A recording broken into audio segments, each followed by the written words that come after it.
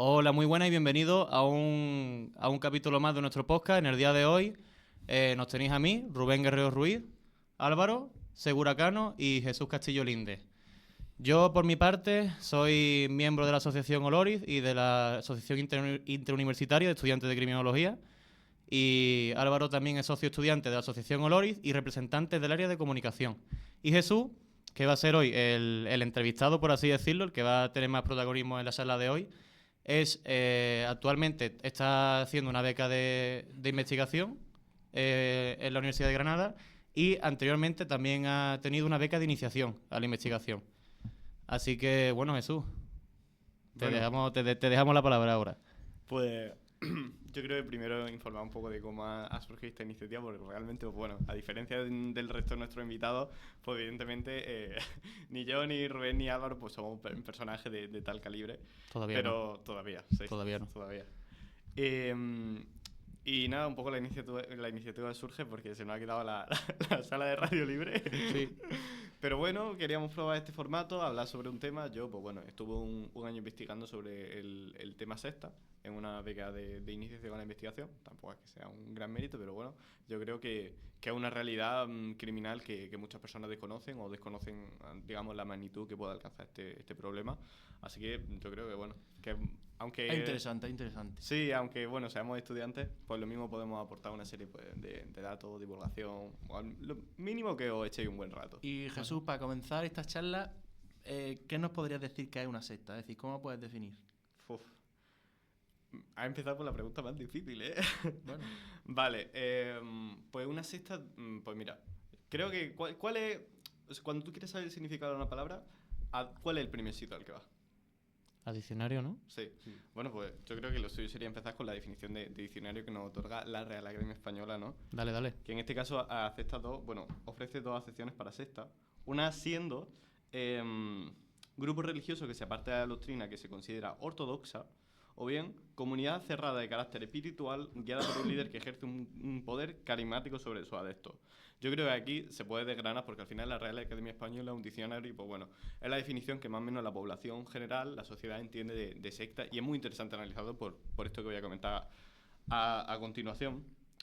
Cuando decimos grupo religioso que se aparte de la doctrina que se considera ortodoxa, estamos hablando casi de un culto, ¿no? De un culto no en el sentido despectivo, no en el sentido de sayo, de capuchas, ¿no? De rituales, sino de una religión minoritaria. Una religión minoritaria, bueno, desde aquí establece que las religiones minoritarias no son peligrosas. Las religiones minoritarias no son sectas y simplemente pues porque una persona no profese el catolicismo, no profese el judaísmo, no profese pues el hinduismo o alguna de las religiones mayoritarias, eso no quiere decir que sea un raro o que sea un místico, sino que simplemente pues hay diferentes formas de vivir la fe, ¿no? A esto se le llama nuevos movimientos religiosos, pues simplemente porque la mayoría de ellos pues surgen en el último siglo o en los últimos lustros. Ahora bien, cuando hablamos de grupos religiosos que se aparte de la doctrina que se considera ortodoxa, estamos hablando pues de una religión minoritaria. Respecto a la segunda acepción, que nos habla sobre una comunidad cerrada de carácter espiritual guiada por un líder que ejerce un poder carismático sobre sus adeptos, sí que parece que se acerca un poco más, se aproxima a este concepto de secta que yo creo que tenemos todo un poco en mente, ¿no? Porque cuando hablamos de comunidad cerrada, pues bueno, una secta siempre parece que tiene este carácter hermético. Cuando hablamos de guiada por un líder, bueno, esto es un componente principal en las sectas, que tiene que haber siempre una persona, digamos, que ejerce de imán, que ejerce de gurú, de líder espiritual. Pero aquí viene la cosa, bueno, ejerce un poder carismático. Yo cuando estaba haciendo mi investigación, recuerdo que de un mes para otro, consultando esta definición, la RAE cambió su definición y me parece muy interesante que la RAE cambiara su definición, porque antes en vez de decir guiada por un líder que ejerce un poder carismático, hablaba sobre un líder que ejerce un poder absoluto. Claro, cuando hablamos de poder absoluto, estamos hablando de blanco y negro, ¿no? Estamos hablando de cosas como muy taxativo.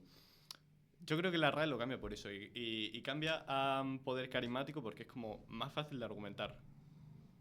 A la hora de cambiarlo, evidentemente hace que poder carismático parezca como menos malo y parezca más difuso, pero no, estamos hablando de una comunidad cerrada de carácter espiritual. Esta definición se acerca más, pero estamos hablando siempre del carácter espiritual y religioso y esta es una de las mayores concepciones erróneas que se tienen hoy en día sobre las sectas.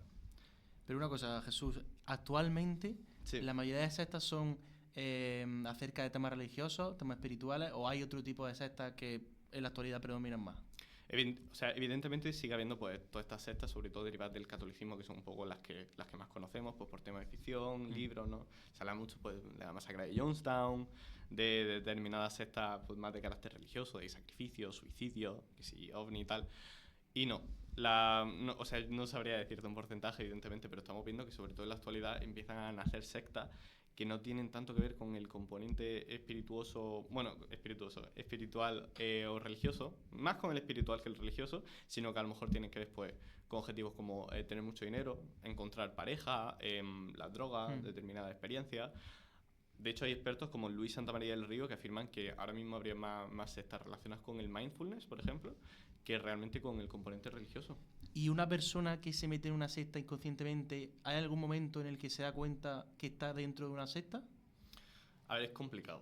Yo evidentemente no soy psicólogo, ¿vale? O sea, evidentemente una persona con esta formación pues, podría hablar mucho más sobre los procesos de radicalización, los procesos pues, de cómo esta persona asume esta idea, pero realmente es un proceso muy progresivo. De la noche a la mañana no te convierte en sectario, no empieza a llevar la capa, no va a cuevas con velas por la noche, ¿no? Pero sí que es verdad que, bueno, con determinadas técnicas de aislamiento, sobre todo lo que principalmente se hace es que el círculo social cambie, se traslade de toda familia, amigos, a la secta, ¿no? ¿Cómo lo consiguen? Pues bueno, pues haciendo que pasen más tiempo en ella, invirtiendo más esfuerzo. Y claro, si tú al final, en vez de pasar tanto tiempo con tu familia, estás pasando tanto tiempo con esa organización, tu círculo social más cercano va a pasar a esa organización. Y si esa organización además se alinea con tu idea, pues por supuesto, cuando te hagan ver que las personas ajenas a la organización, es decir, las personas ajenas a tu idea, son contrarias o son malas para tu fin, pueden terminar aislando. Una persona realmente, la mayoría de ellas no se da cuenta. Es como en la paradoja de esta de la rana hirviendo. No sé si la conocéis. No. Paradoja no es el nombre exacto, pero me voy a perdonar que utilice el término erróneo. Pero, bueno, básicamente viene a decir que cuando, una rana que hierve, ¿no? Una rana que la echa en un cazuelo con agua, no se va a dar cuenta de que está hirviendo hasta que es demasiado tarde. ¿Por qué? Porque al final la rana tú la pones en el cazuelo con agua y el agua en principio está tibia, ¿no? Y conforme va subiendo el fuego, se va acostumbrando. Entonces, claro, se va acostumbrando y cada vez está acostumbrándose a temperaturas más altas porque ese cambio es muy progresivo. Y cuando se da cuenta de que está hirviendo, pues de repente ya es demasiado tarde. Porque se ha ido acostumbrando poco a poco a situaciones de mayor calor. Un poco pasa lo mismo en las sectas. Cuando una persona poco a poco se va introduciendo en una secta que le añade como más obstáculos a su vida social normal, más impedimentos, más límites, más controles, no es tan consciente como si a partir de ahora te digo, vale, ahora que has entrado en mi organización, no vas a poder ver nunca más a tu familia. Que tampoco es la realidad objetiva, pero tú evidentemente me vas a decir, pues no voy a estar contigo. Pero si me lo haces en un periodo de 2, 3, 5 años, la gente se puede no darse cuenta. Es decir, que es un proceso que va paulatino. Muy paulatino, muy prolongado en el tiempo. No es en una semana ya... Correcto. Vale. Y una cosa que quería preguntarte, porque claro, lo que has dicho antes, la mayoría de personas, bueno, cuando le introduce el tema secta, normalmente piensan en lo que has dicho, ¿no? La gente encapuchada en una cueva, ¿no? Así con vela, tal, tema así un poco más oscuro. Sí. Pero la realidad realmente no es que, ni mucho menos se acerca a eso. Y es más, me llama mucho la atención porque cuando, recuerdo algún día que he ido contigo por la calle, los que no sean de Granada, pues bueno, y los que sí, pues lo conocerán en la calle, en San Juan de Dios, íbamos caminando por la calle y siempre por esa calle siempre hay personas que, que te dan papelitos, tal, como para introducirte como una especie de sociedad, así, tal. Y tú me contabas, yo siempre los cojo porque, como estaba investigando para el tema este de la beca de iniciación en la investigación y el tema de la secta, que muchas veces interactuamos con personas, a lo mejor en la calle, que nos ofrecen algún tipo de servicio o tal, y realmente a lo que pertenecen, por así decirlo, sería también a una secta, ¿no? A ver, realmente nunca, evidentemente... Bueno, no se puede afirmar, pero que es sospechoso. Lanzar una declaración tan general, pero sí, evidentemente, pues... A ver, hay de muchos tipos, pero por lo general, pues ese tipo de mensaje religioso, ese proselitismo, pues sí que es verdad que a mí, personalmente, quizás yo es que soy muy escéptico, muy paranoico, pues sí me hace saltar un poco la alarma. Pero bueno, yo, los que me conozcan saben que me explayo mucho, soy muy pesado y soy muy apasionado porque el tema de la secta es realmente como el tema académico dentro de la criminología que más me interesa. Así que sabes tú, Rubén, que yo he hablado mucho contigo sobre el tema. Sí. Y bueno, por lanzar una estadística, otra vez voy a tener que apelar a Luis Santamaría del Río, que es un profesional del estudio de las sectas. Hablabas que aproximadamente el 1% de la población española habría tenido contacto con una secta, lo cual, pues bueno, un número. Es que piensa tú, en una de cada 100 personas en nuestra carrera, por lo menos hay una persona que ha tenido, bueno, que en mi caso, pues ya sabéis Claro, que sigo yo. De eso queríamos preguntarte. Nosotros no sabemos mucho, pero bueno, algo conocemos de que hace unos años, no sé hace cuánto tiempo, estuviste interno, estuviste dentro Sí. de una secta. Si nos puedes contar un poco sobre ello, sobre cómo llegaste, cómo te gastaron, cómo te diste cuenta. A ver, yo creo que un poco el que ahora esté escuchando el podcast y escuche esto diga, "Buah, se va a pensar que soy un Claro, rencoroso, ¿sabes? Que estoy haciendo esto por despecho". Pues yo bueno, creo que hay fundamentos jurídicos, hay suficientes alegatos y suficientes testimonios, hay documentos filtrados para establecer que determinadas organizaciones pues, pueden ser consideradas como sectas destructivas. De hecho, hay una sentencia de la Audiencia Nacional, creo que del 96, un poco antigua, pero bueno, sobre Nueva Acrópolis. Bueno, yo creo que lo dicho, todo esto siempre voy a hablar de presuntamente, ¿vale? Pero yo antes de vivir en Granada vivía en Jaén y yo tenía muchas ganas de hacer voleibol. Y nadie ofrecía voleibol masculino en Jaén porque es una provincia pequeña, ¿no? Y a mí me ofrecieron... me estoy creando muchos enemigos con esto. Bueno, a mí me ofrecieron cursos de voleibol por un amigo, ¿no? Y pues nada, en voleibol yo estuve yendo año y medio, creo así, con la Escuela del Deporte con Corazón. Pero una cosa, para que nos pongan en situación, ¿qué edad tenías en aquella época? Creo que rondaría los 15 o 16 años. Los 15, 16 años. Y claro, yo empecé ahí a voleibol y yo, genial. Sí que es verdad que, bueno, pues no... Eran reuniones, además estaban libres de coste económico, en las que, pues bueno, hacemos voleibol, sin más. Me gustaría decir que era una cosa rarísima, que era una cosa, hacíamos voleibol, sin más, puramente. Y yo me lo pasaba como un enano haciendo voleibol. Pero claro, sí que es verdad que, por ejemplo, a nosotros nos alegaban mucho que esto era una escuela de filosofía, no una escuela de deporte. Nos daban como ciertos mensajes que un poco así, sacados de contexto, serían raros. Pero bueno, nosotros, sin más, estábamos haciendo voleibol, casi que no atendíamos mucho esos mensajes, estábamos más pendientes de cómo rematábamos, cómo recibíamos el balón, tal. Pero bueno, yo sí que es verdad que recuerdo que en algún momento pues, nos mencionaron la posibilidad de ir a la sede. Y un día hablando con mi madre, pues le comenté sobre el nombre, ¿no? Yo, ya les digo, yo recuerdo una vez, me mencionaron que unos compañeros participaron en lo que ellos llamaban la prueba de Hércules, o la prueba de Ulises, que era atravesar el desierto de Almería con una botella de 50 centilitros y una bolsa de frutos secos. Y a mí en su momento eso me parecía como digo. ¿Eso lo comentaban en los entrenamientos? Sí, como posibilidad de hacerlo, que dos compañeros lo habían hecho y tal. Y yo recuerdo que digo, ¿quién en su sano juicio haría esto? Que bueno, como práctica deportiva, genial, ¿sabes? Yo todo lo que sea deporte, adelante con ello. Pero había como ciertos elementos que me hacían pensar, digo, esto es un poco raro. Y recuerdo que hablándolo con mi madre, ya le dio por buscar el nombre de la Escuela del Deporte con Corazón en Facebook y ya pues vimos a través de la página web que tenía vinculación con Nueva Acrópolis. Investigando más, pues vimos que tenía una vinculación muy directa, que estaba sirviendo al organismo pantalla Nueva Acrópolis, y en ese momento decidí dejar. Para mí fue muy duro porque es un deporte que me apasiona, pero decidí dejar de ir a voleibol porque además hemos tenido contactos directos en la provincia con gente que ha estado bajo esta organización. Yo recuerdo que luego en los años posteriores entrar a la página web de la asociación y ver a compañeros míos de voleibol como en una foto, ¿no? Pero bueno, en ese aspecto, pues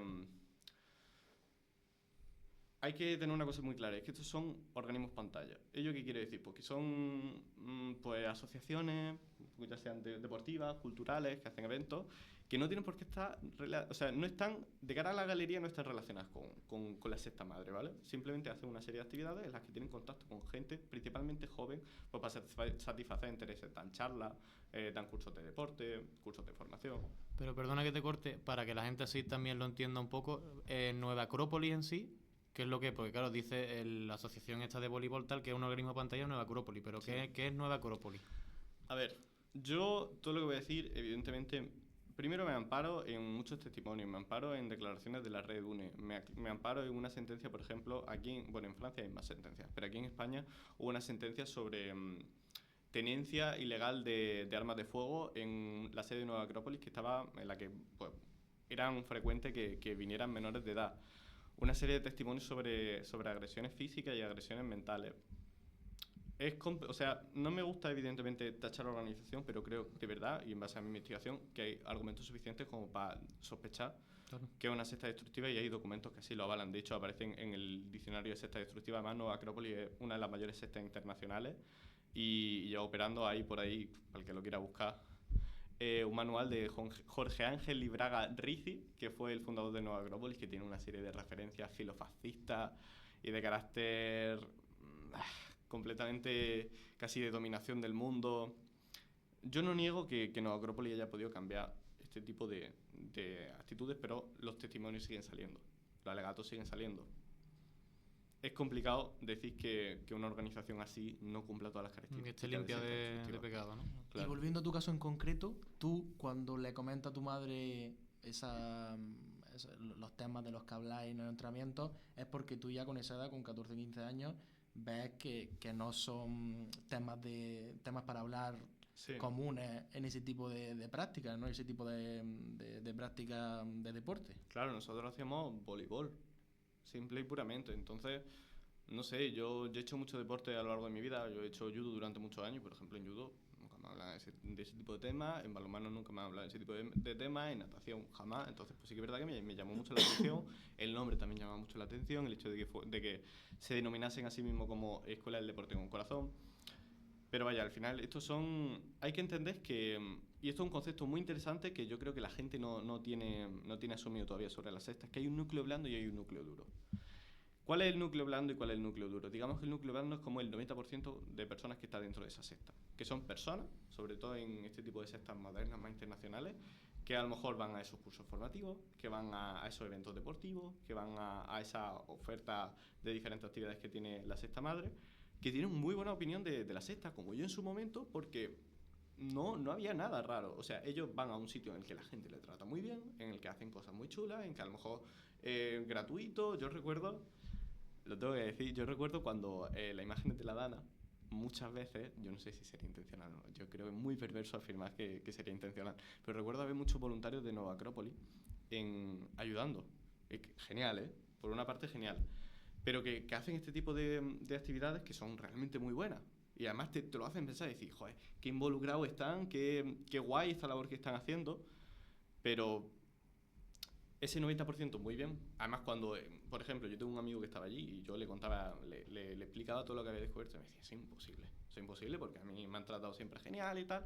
Y yo le digo, ya, porque tú no eres parte del núcleo duro, tú no le interesas, tú tienes unos factores psicológicos, económicos, sociales, como lo quieras decir, que no les interesa a la secta, les interesa de cara a lavar la imagen para que el público general tenga una buena imagen de ti, pero no les interesa para meterte dentro, para beneficiarse ellos de ti de manera tan absoluta y tan intensa como si lo hacen con el núcleo duro, que son ese 10% de gente que a lo mejor pues más vulnerable psicológicamente, tiene más recursos sociales, tiene más recursos económicos y sí que le interesa que entren dentro del núcleo duro de la secta, pues porque pueden aportar más económicamente, porque a lo mejor pueden aportar más sexualmente, porque uno de los beneficios o uno de lo que más persigue las sectas son los objetivos económicos y los objetivos sexuales. Entonces, digamos que se guarda la espalda con este 90% de personas que creen que la secta es simplemente como una ONG. Y luego este 10% sí que realmente entra en contacto con todas las dinámicas de poder viciadas que hay dentro de esa organización. ¿Y tú en este caso en qué núcleo estabas? Yo en el núcleo blando, claro. Blando. Quizá hubiera estado en el núcleo duro, no sé, yo no sé si le interesaba, pero no llegué nunca a tener contacto. Claro. Y cuando ya junto a tu familia os disteis cuenta de que algo iba mal, algo no cuadraba, ¿cuál fue el siguiente paso que disteis? Cortas todo contacto. ¿Y intentaron retener o intentaron hacer que siguiese en el voleibol? ¿O tampoco pusieron mucha traba? Yo recuerdo una conversación que tuve con la persona que estaba a cargo del equipo. Pero sin más, yo creo que también me entendió muy bien. Yo creo que también son personas que hay que entender lo que las personas incluso que están dentro de la organización pueden no saber que están haciendo algo malo. Que eso es muy importante porque ya entra, no me gusta utilizar el término lavado de cerebro, pero por lenguaje popular para que me entendáis. Esas personas pues tienen ya una serie tienen tan metidas la idea que a lo mejor pueden pensar que, bueno, ellos están muy bien en la organización, aunque realmente cuando se dan cuenta y cuando salen se dan cuenta de que no estaban tan bien, pero están muy bien dentro de la organización y quieren llevar a más gente ahí. Entonces están cumpliendo fines, de decir, si la organización es tan buena y le dice, por favor, atraer más miembros para que podamos difundir nuestro mensaje, pues evidentemente una persona creerá que está haciendo el bien. O sea, que estas personas que están organizando estas actividades no tienen por qué saber que están haciendo el mal o no tienen por qué creer que es una secta, porque claro que escuchan esos testimonios. La gente que está metida dentro de esas organizaciones sabe que se dice por ahí, que en la calle se escucha que eso es una secta o que eso es muy raro o que eso es un culto, pero comparándolo con toda la experiencia que han tenido ahí, es absurdo. Entonces, claro, si yo estoy en un grupo genial y tú me dices que es una secta, yo te voy a decir, pues tú eres tonto, ¿sabes? Tú no has tenido este contacto, por lo tanto, tu opinión, sin más. Y si me lo dice mi familia, igual. ¿Por qué? Porque yo soy el único que conoce esa realidad, realmente. Y cuando ya empiezan a ser tu familia o tu amigo o tu círculo tan insistente en decirte, esto es una secta o ten cuidado. Y yo he tenido una experiencia tan positiva o tan, entre comillas, beneficiosa, dices, pues esta gente no quiere el bien para mí, porque si el bien para mí está haciendo esto y esta gente quiere alejarme de esto, lo mismo me tengo que yo empezar a alejar de esa gente. Claro. Ese es el objetivo principal que quieren los líderes de estas sectas, ¿no? Que por cierto, me gustaría hacer un pequeño paréntesis. Cuando hablamos de, cuando hablo de secta, no hablo de secta en sentido general. De hecho, esto en el Parlamento Europeo, creo que fue en el 92 o el 96, se rechazó definir secta. De hecho, en ninguna parte del ordenamiento jurídico, ni español ni europeo, está definido. ¿Por qué? Porque secta todavía tiene esta connotación religiosa, esta connotación de nuevo movimiento religioso, que me parece un término mucho más adecuado, y no se habla de él. En la comunidad científica sí, pero hay todavía algunos defensores que dicen, no, secta es religioso. Entonces, de mano de la comunidad económica, se crea el término secta destructiva.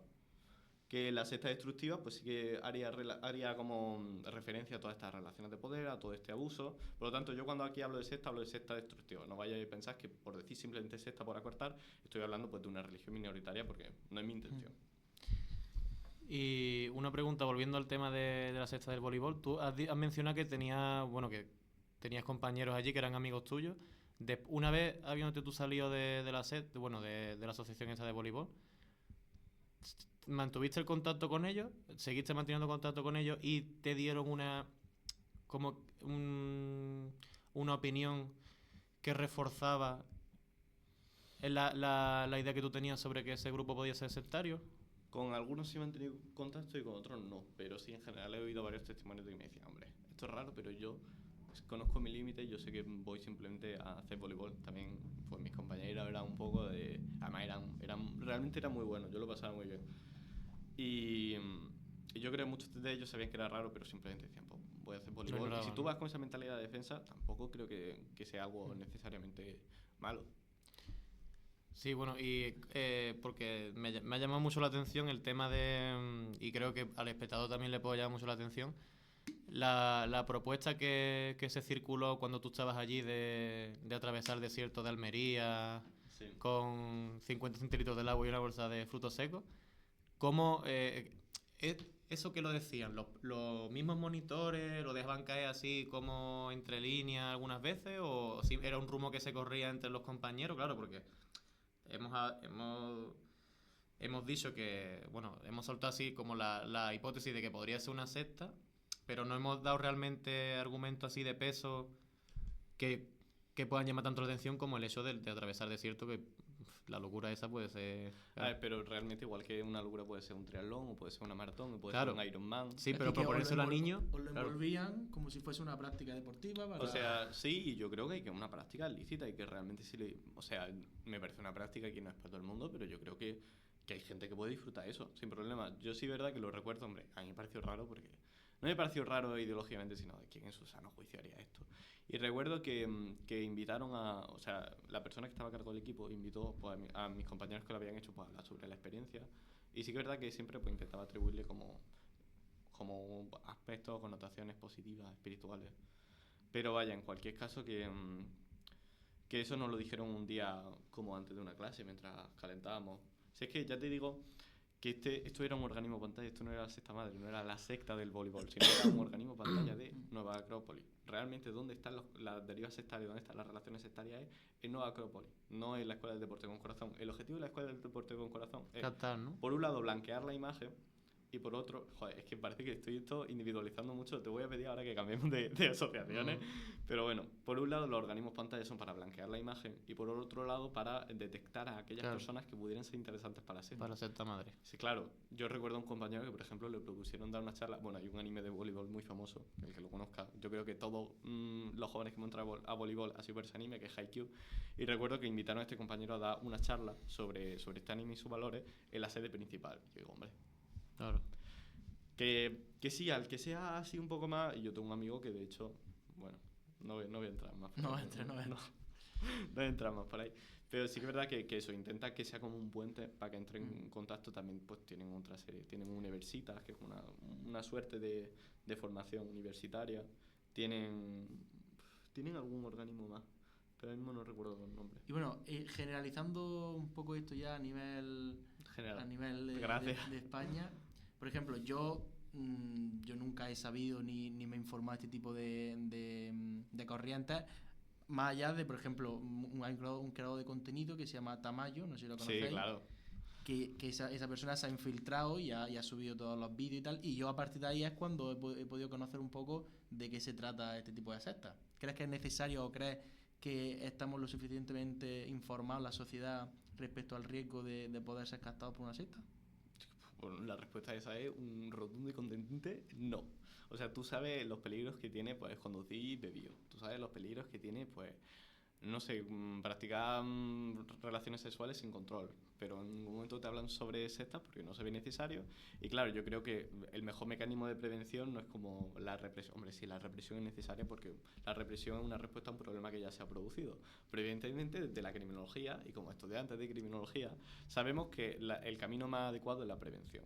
¿Cómo se consigue la prevención para este tipo de sectas? Pues haciendo que el problema sea visible y poniendo de manifiesto qué técnica utilizan las sectas. ¿Por qué las sectas siguen tan candentes hoy en día? Porque la gente sigue teniendo la imagen de que las sectas son de una manera, que son, pues eso, gente satánicos, que por cierto el satanismo no es una secta. Satánicos, que son pues alguna rama rara del catolicismo, y la hay, pero no son solo las sectas, o sea, las sectas no son solo así. Entonces, claro, cuando yo te vendo un problema que tiene esta forma y de repente viene alguien y te lo presenta con esta otra a la que tú no sabías que te podías poner, no vas a desconfiar. Por si tú ves a una gente que hace procesión lo he dicho, con sayos, con capuchas, con velas y se va a una cueva a hacer rezo, que es una imagen por supuesto muy paródica, una hipérbola que se está exagerando, pues evidentemente no vas a entrar ahí porque te va a parecer raro. Pero si tú ves a una persona que te vende un curso sobre digital marketing, que te vende un curso sobre trading, que te habla sobre mejorar, que te habla sobre las experiencias con la ayahuasca, que te habla sobre encontrar pareja, no le vas a atribuir esa forma de secta, porque estoy seguro de que vosotros cuando hablan de eso, en principio no lo atribuiríais nunca a un carácter sectario. Entonces, claro, son las mismas relaciones, y esto es un punto bien importante, son las mismas relaciones sectarias, son las mismas derivas sectarias, simplemente la forma de captar. A lo de esto, el proselitismo utiliza unas técnicas diferentes, utiliza un señuelo diferente. Y por ejemplo, en España, ¿cuántas sectas hay? Así, a grosso modo. Por lo menos 3. 3 por lo menos. Y nos puede hablar... No, nada. No digo que haya 3, no lo sé. Pues yo recuerdo que otra vez Luis Santamaría del Río dijo que por lo menos católica había 100. 100. Católica. Que siguen activas actualmente, ¿no? Sí, pero ya os adelanto que yo sobre sectas que vienen de religiones mayoritarias no sé prácticamente nada. ¿Y nos puede hablar de otro ejemplo para profundizar en otro tipo de sectas aquí en España, vaya? Sí, imagino que conoceréis, bueno, evidentemente el Palmar de Troya o este tipo de casos que ha tratado ya Tamayo, que por cierto, gran profesional. Yo creo que sin él no habría nunca llegado a este nivel de querer involucrarme con esta temática. Pero incluso yo creo que una polémica que conocerán muchos nuestros espectadores que fue en el último año fue el caso de Llado, ¿no? Claro, ya. Se ha hablado mucho de lo de secta Llado, si era una secta, bueno, y de Andrew Tate, solo que Andrew Tate nos pilla un poco más lejano, pero bueno, es el Llado estadounidense, solo que calvo y está relacionado con una trama de trata de personas. Pero bueno, más o menos es la traslación directa. Pero bueno, ¿oísteis sobre lo que se hablaba de Llado? Sí. ¿Por qué? Y esto es un fenómeno muy interesante que ha venido de todo el tema de las estafas piramidales y los esquemas Ponzi. ¿Por qué de repente estamos viendo una traslación de estos esquemas, esta estafa, a sectas? Porque a mí es un fenómeno que me parece súper interesante. ¿Cuál es el propósito de una estafa piramidal? O sea, cuando yo, por ejemplo, soy un tío que quiero sacarte el dinero con un curso que no existe, ¿vale? No estoy diciendo que ya lo... Bueno, sí, estoy diciendo que ya lo es, pero yo creo que hay suficientes pruebas. Hay un vídeo, para el que lo quiera ver, de la psicóloga Claudia Nicolás en YouTube, de como 1 hora o 2 horas, que lo explica todo con testimonio. Me parece súper interesante, así que os recomiendo que lo veáis. Pero, lo dicho, si yo, por ejemplo, soy un tío que quiere sacarte el dinero y voy a venderte un curso fantasma de trading o de crecimiento personal, ¿cómo lo haríais vosotros? O sea, ¿qué haríais para vender ese tipo de cursos? Pues primero te introduciría a lo que podría llegar a ser. Claro. A lo que te podría llegar a convertir. ¿Cómo lo harías? Pues con un ejemplo, un poco con mi ejemplo, diciendo, mira, yo he conseguido esto, mira cómo vivo, mira lo bien que vivo, y y el hecho de que yo lo haya podido lograr no significa que tú no puedas, te voy a dar todas las pautas para que tú lo consigas, y a lo mejor en X años, no te voy a decir que a lo mejor eres multimillonario, pero vas a vivir mucho mejor de lo que estás viviendo ahora. Como haciendo una contraposición, yo vivo súper bien, tú estás hecho una mierda, y conmigo vas a llegar más alto. Claro, ya no solo eso, sino que yo te estoy enseñando, yo tengo un Lamborghini, tengo un pedazo de coche, un pedazo de casa, un pedazo de mujer, y digo, te estoy enseñando, no puedo mentirte, porque es que lo estás viendo, yo tengo esto y esto cuesta dinero, por lo tanto yo tengo dinero. ¿Y quién mejor para enseñarte cómo hacer dinero que alguna persona que tiene dinero, verdad? Claro. Entonces, claro, ¿qué pasa? Yo estoy vendiendo, en principio, quiero vender un curso fantasma, pues porque lo mismo no tengo pues los conocimientos necesarios para este tipo de formación o lo que sea. Pero imagínate que consigo engañar a gente, ¿no? Que consigo este señuelo que sea efectivo y consigo que gente se apunte a mi curso y están en la videollamada y le estoy diciendo ahí motivando y consigo motivarlos durante 4, 5, 6 meses, 1 año, 2 años. Genial. Pero si mis enseñanzas no son buenas, porque si fueran buenas y estás motivando, eres el mejor coach del mundo. Genial por ti, me apunto a tu curso porque yo también quiero tener dinero como universitario, pero si eres tan bueno no se te acusa de secta. Si realmente eres capaz de enseñar esos conocimientos útiles. Pero si estás vendiendo aire, si estás vendiendo una imagen o una mentalidad, pero el curso que tienes no enseña o no da las herramientas necesarias para conseguir ese tipo de dinero o ese tipo de mentalidad, ¿qué va a hacer el usuario, el cliente? Desmotivarse, ¿no? Claro. Entonces, claro, ¿cómo consigo yo como líder, como maquinador de esta movida, cómo consigo que tú te quedes en el curso? Porque realmente si tú me estás pagando 40 euros al mes y ves que no te sirve de nada, pues igual que Netflix te desuscribes, ¿no? Tú dándote esperanza de que claro. te requiere tiempo, te requiere meses y trabajo.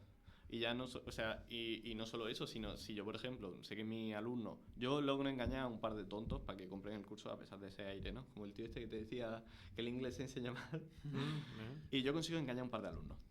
Y me compran el curso. Pero esos alumnos, cuando se vayan desilusionados del curso, no van a recomendar el curso a nadie, van a quejarse en redes, van a crear una muy mala imagen de mí y yo tengo que ser un influencer para vender el curso. Y tengo que tener una imagen muy chula, muy guay, para que tú confíes en mí.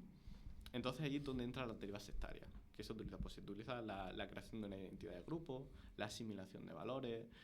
En general, pues una cosa que hacen este tipo de bros es limitar, por ejemplo, las horas de sueño y las horas de comida, la ingesta de alimentos, porque al final si yo te digo, pues mira, tú cuando dormís 4 horas vas bien, ¿no? Porque yo creo que todos nos hemos levantado algún día durmiendo 5 horas y por lo que sea estamos frescos como una rosa. Pues tú, dormir 8 horas, ¿para qué? Sí, hay estudios que lo dicen, pero que sabrán los estudios, que sabrán la gente universitaria, ¿no? Tú duermes 4 horas. Vas a levantarte a las 5 de la mañana, vas a hacer algo que normalmente no te gustaría y además vas a comer menos porque, claro, tienes que estar en definición porque un hombre que se precie, un millonario, tiene que estar cacha. No puede tener una fucking panza, ¿no? Claro. Y además te voy a decir que leas estos libros, porque estos libros son las claves del éxito. Entonces, ¿tú te imaginas lo que está en una rutina semanal que tienes que duras tanto? Con esa cantidad de presión, con esa cantidad de intensidad, no descansando bien, no comiendo bien, lo que sea, leyendo los mismos libros, escuchando las mismas cosas, te va a entrar como si fuera un remolino toda la información, te va a radicalizar muchísimo y si encima empiezas a obsesionarte con esa idea de que el dinero es la solución a tu felicidad, pero spoiler, no lo es. bueno, el dinero ayuda mucho. Me ¿no? facilita muchas cosas, pero claro. Sí, pero ser feliz no se puede comprar. Pero, ¿y tú crees, por ejemplo, que en este caso Yados, Sí, pero igual que Yado hay un mil más. Sí, hay un montón. ¿tú crees que este hombre, por ejemplo, desde el principio en el que creó estos cursos, ya tenían en mente que iba a seguir una corriente sectaria, una corriente en el que pues eso, va a estafar y va a mentir? ¿O crees que al principio él creía que lo podía conseguir y poco a poco se da cuenta de que, oye, no estoy consiguiéndolo, pero estoy consiguiendo mucho dinero engañando a mis chavales, a mi A ver, yo creo que él no tiene el conocimiento necesario como para realmente establecer esta campaña, esta empresa de voy a hacer que eventualmente, como genio del mal que soy, se convierta en una secta para putearlo a todos.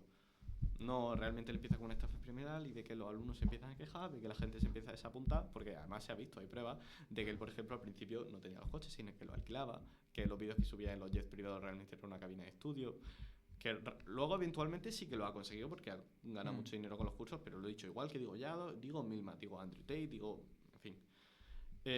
Y se ha visto que eventualmente sí lo han conseguido, se han convertido en millonarios porque gracias a su curso de cómo ser millonario. Pero no, ellos no nacen con una mentalidad sectaria. Yo creo porque no son lo suficientemente inteligentes para eso. Claro, es que a lo mejor se ha visto en esa sin realmente pretenderlo. Es que realmente claro, es una... O sea, una deriva natural. Pero perdona que te corte. Este hombre lo que se diferencia... A lo mejor hay más, obviamente, como tú dices, sí, habrá claro, más, pero este se diferencia por las afirmaciones y por las barbaridades que suelta por la boca, comparándose con la clase media, con la clase trabajadora, claro, en plan, definiéndola como si fuesen una auténtica basura. Está creando una diferencia, está creando una jerarquía de valores, de objetivos de la vida. Está como vendiendo una idea del hombre fuerte, del hombre masculino, de estas nuevas masculinidades tan potentes que están surgiendo. Y te está diciendo, yo lo que necesitas para ser feliz, lo que necesitas para ser un hombre de bien es esto, esto y esto, y los perdedores son esto. Y yo he sido un perdedor. Yo tenía 50 euros en el banco como tú, claro, y yo sé lo que es esa tristeza, y sé lo que es esa desesperación, y yo te enseño vídeos de cómo era entonces. Y mira cómo estoy ahora, claro, qué cambio he hecho. Es que necesitas el dinero, necesitas a la mujer, necesitas el coche. Y espérate, perdón que se identifica mucho contigo. Una vez que ya hemos explicado que es una secta, ha hablado de tu caso, de diferentes casos, de las corrientes espirituales, religiosas, y ahora también las corrientes actuales que son más de esto, de emprender y de llegar a ser el tío más rico del mundo. Actualmente, ¿cómo crees o cómo piensas que la figura de un criminólogo puede influir o puede ayudar a la sociedad en este tema? Yo creo que cuando se habla del papel, bueno, hace unos días sacaba el PSOE una propuesta de inclusión de los criminólogos en el órgano jurídico español y demás. Yo creo que cuando se habla mucho de la criminología se habla como de un lienzo, de un papel en blanco, como si realmente fuéramos Superman, que fuéramos a resolverlo todo. Yo creo que el papel de los criminólogos en la lucha contra las sectas primero pasa por la concienciación. O sea, digamos que tendríamos fases. La primera sería la concienciación, que se está haciendo de mano pues, de Redune, por ejemplo, de diferentes profesionales como puede ser Vicente Jara, Carlos Bardaví Antón, Luis Santamaría del Río, con concienciación, divulgación, que también os digo que la divulgación, por ejemplo, en la página de Redune, sabrán las personas que lo llevan, que se las tiran cada 2x3. O sea, cada 2x3 hay un ataque de una secta diferente que tira a la página de Redune porque dice algo que no le gusta, ¿no? Y primero se debe hacer esta fase de concienciación y de enseñar a la población a decir, oye, las sectas son así y pueden tener esta forma, pero son lo mismo. Las sectas de ahora son lo mismo que hace 20 años, simplemente que el gancho es diferente, pero utilizan las mismas técnicas, las mismas relaciones sectarias, las mismas derivas sectarias, simplemente pues tratando de una manera diferente pues para que no te veas venir el golpe, ¿no? Es como si tú ahora mismo sales a la calle e intentas hacer el timo de la estampita, buena suerte pillando a alguien, pero si te inventa otro, como yo que sé, una meme coin o una criptomoneda, pues lo mismo, como la gente tiene menos conocimiento y eso está menos problematizado, pues... Y estoy seguro de que cuando tengamos información sobre, vale, ya sabemos que esto puede ser una secta, ya sabemos que todo el tema de la ayahuasca puede llevar a derivas sectarias, todo el tema del emprendimiento, del crecimiento personal, surgirán otras maneras porque la labor tan chula que tenemos los criminólogos es que los delincuentes son muy imaginativos. Entonces siempre va a hacer falta, en este juego del gato y el ratón, siempre va a hacer falta un criminólogo. Primero para detectar, para denunciar, para decir esto es una secta porque se ven en estos elementos, y para divulgar. Y luego, cuando ya tengamos esa concienciación, que todavía no la tenemos, estamos muy lejos de ella, o sea, esa concienciación del problema real, Prevención en planes educativos. Prevención pues que se dediquen ciertas asignaturas o ciertos cursos en colegios, en escuelas, en institutos. Y ya no solo por eso, sino hay que ver también por qué una persona entra a una secta. Porque no es tan fácil como decir, pues no te metas a cualquier cosa que parece rara y ya está, ¿no? Parece simple. Pero no, una persona puede meterse a una secta porque necesita un trabajo, porque se siente sola, porque está perdida, porque a lo mejor se muda a una nueva ciudad y no tiene nadie, y ve que hay un encuentro de jóvenes que habla sobre filosofía. Yo creo que una charla que se daba por parte de Nueva Acrópolis de la relación entre el videojuego Nier Automata y la filosofía estoica. Y a lo mejor una persona que se sienta sola o que tenga ese tipo de intereses, que tenga ese tipo de inquietudes, se va a sentir muy atraída hacia eso. Siempre que existan personas vulnerables o personas que puedan tener una necesidad que sea fácil de explotar, pues va a existir sectas, por lo tanto tenemos que la labor de prevención siempre es constante. Y bueno, como futuro criminólogo y también experto, entre comillas, del tema, porque ha investigado, ha estudiado, ha hecho una beca. Sabe más que nosotros. Ha hecho una beca. Eso sí, puedo afirmarlo. Ha estado involucrado también en la docencia. Claro. ¿Qué características nos podría decir que tienen principalmente las sectas? O mejor dicho, ¿qué nos podría ayudar a la ciudadanía, a los demás, a saber que un grupo o en este caso un club de deportes tiene una tendencia, una corriente sectaria? Pues en principio que, pues como dice mi padre, que nadie vende duro a 4 pesetas, ¿no? Que yo creo que es muy difícil la prevención. Realmente la herramienta más común, pues como se suele decir, ¿no? El sentido común, el menos común de los sentidos. Que la gente tenga un poquito de cabeza, que no se deje embelesar, que acepte sobre todo, que es una cosa muy importante, la familia y los amigos no van a buscar nunca que fracase, no quieren que estés a su nivel de fracasado o que no disfrutes. Tu familia y tus amigos, pues probablemente si tienes un círculo que te acepta y que te quiere y tal, se preocupe por ti, no va a querer hacerte daño, tú no eres más listo que nadie por desafiar su preocupación. Yo creo que también he escuchado un poco, porque muchas veces estas personas entran con una mentalidad de túnel, pero al final son víctimas, realmente ellos no tienen culpa ninguna de esta comida de cabeza, ¿no?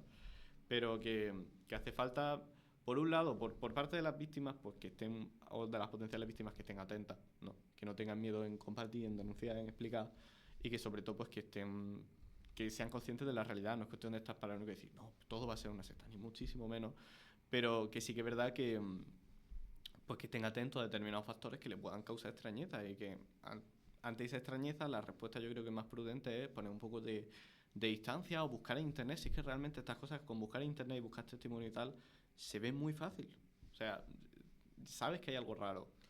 Y luego por parte de sobre todo padres, hermanos, amigos, con mucha paciencia.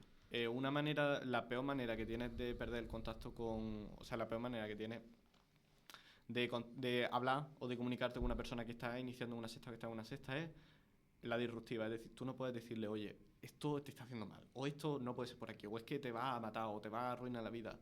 No, porque esos mensajes... Es que la secta prepara a la persona para que reciba ese tipo de mensajes, ¿no? O a cualquier personaje de turno te va a decir, esta persona llegará a un punto que te diga esto, y que te va a decir que esto no sirve para nada, o que estás perdiendo tu dinero. Y yo ya te aviso de que eso va a pasar. Y no tienes que hacerlo caso, porque evidentemente lo único que quieren es tu fracaso. Y de repente, al mes, dices, coño, mi madre me está diciendo esto. O sea, Yado o el gurú de turno sabía que esto iba a pasar. ¿Quién es más listo que nadie? ¿Quién es más listo que...? Pues, le haces caso al otro porque ya sabía y ya te ha preparado para esa respuesta. Entonces yo creo que para la gente que está cercana a una persona que pudiera estar en una secta, la comprensión, el diálogo, no ser demasiado disruptivo, intentar entenderlo, intentar, pues incluso, no sé, acompañarlo. Tener un diálogo como muy asertivo, no ser realmente muy bruscos con él, porque lo único que va a hacer es que se cierre en banda. Y como se cierra en banda, es más difícil sacarlo de ahí. Pues yo creo que la verdad que... Sí, ya hemos tenido suficiente contenido. Hemos tenido el primer contacto con... y para los oyentes también yo creo que más o menos sabemos un poco de qué va el tema y de los riesgos que tenemos actualmente. Y bueno, me he dejado muchas cosas en el tintero que creo que son súper interesantes, como todo el tema de la secta que utiliza la ayahuasca y otro tipo de drogas, que también es un tema muy interesante. Y por último, yo creo que terminas con una reflexión de Vicente Jara, porque antes he hablado de la definición, yo creo, fallida de secta en el diccionario español y en el imaginario español. Y Vicente Jara, creo que en 2007 me da una definición que por navaja de Ockham, ¿no? Por criterio de simplicidad, yo creo que tiene mucho más éxito, ¿no? Que dice que la secta entendiendo entre paréntesis, destructiva, aquel grupo depredador que utilice el mimetismo y el señuelo. En esta definición hay 3 componentes. Un grupo depredador porque utiliza el abuso, se prevalece pues, de una superioridad, planea causar un daño, ya lo he dicho, normalmente económico o sexual. Un grupo depredador que practica el mimetismo, es decir, que se hace pasar por algo que no es.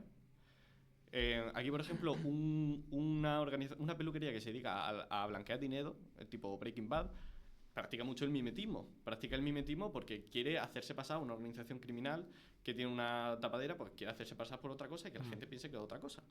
Por lo tanto, una secta, pues que la gente quiere que piense que es una organización cultural, ¿sabes?